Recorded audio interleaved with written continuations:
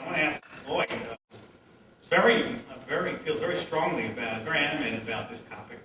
You just sat here and listened to this.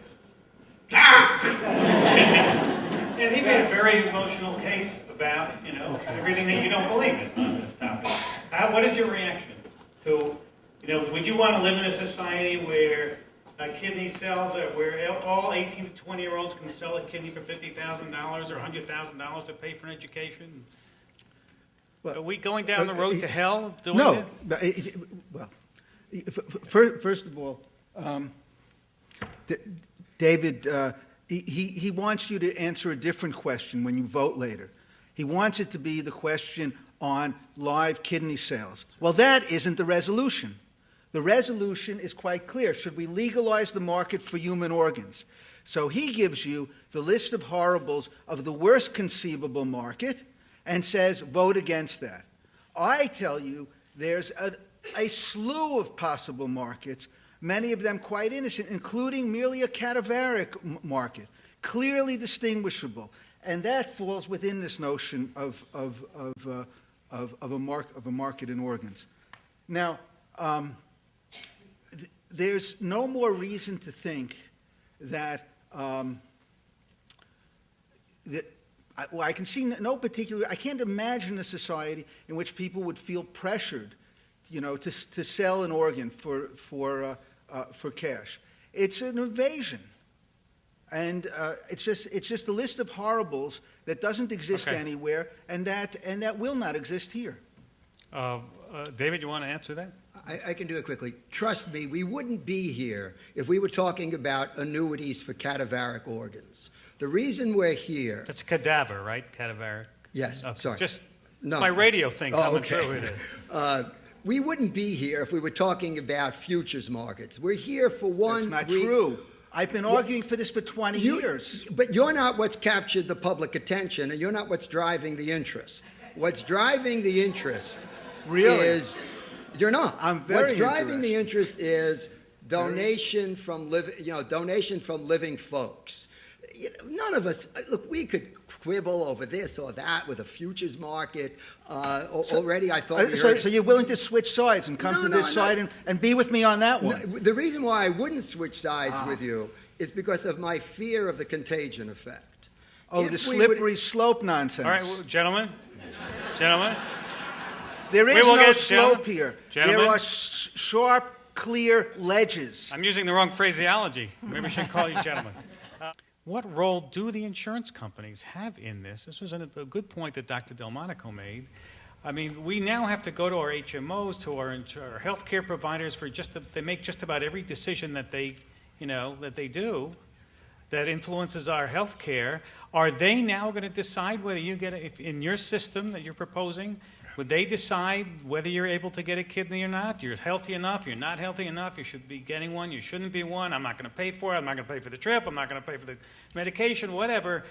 What role would they have? People are so disgusted with them already. Are they going to become more disgusted with a government-run system, even though it's regulated? You're going to ask a physician what role the insurance company should have? Yes, I'm picking out. No role. No, in general. Well, how is that possible in the system that we have now? Because in general, the insurance companies generally follow Medicare and government guidelines, and as long as we set up something that is reasoned, logical, and supportable, it's hard for them to not follow. So do we get to respond to that? No, we get a little later. We get to respond to that. I'm not through with that question yet. So as everybody acts very reasonably, then this will work. You know anybody who acts very reasonably all the time about things like this? Well, I shouldn't comment on that, but I will say that, the concept of how this system would be created requires involvement of multiple parties in a similar manner to the way UNOS is set up. That there are not just providers, there are not just patients and family members, there are clergy, there are social workers, and yes, I think it would be reasonable to have some representatives from the major insurance companies, for example, to be part in the development of these multidisciplinary panels as they as they agree on what is the best policy for doing this. It has to be a uniform policy, and the way the law would need to be written, and we do need a law written. This is obviously currently an illegal activity, so we definitely need legislative change, would be to require that these activities go through the single processor. Let me just ask the other doctor, Dr. Delmonico, a different question. We'll get back to this later. You seem to feel very strongly about this issue.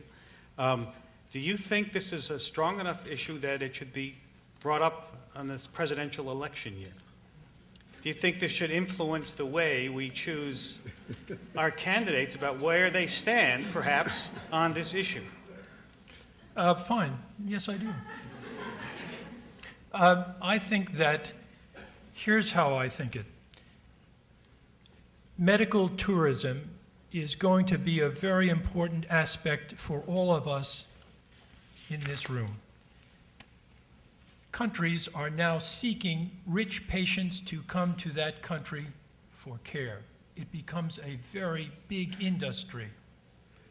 And the social inequity of that is on two ways.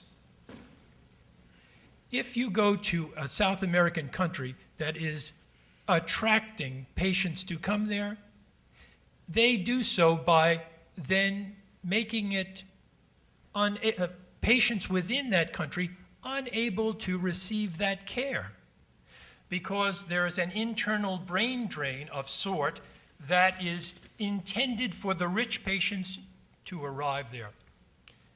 Deceased donation has been impacted in the Middle East because you can go to Asia to buy a kidney. So in this global context of medical tourism, I think our presidential candidates are going to have to think about this. Yes, indeed.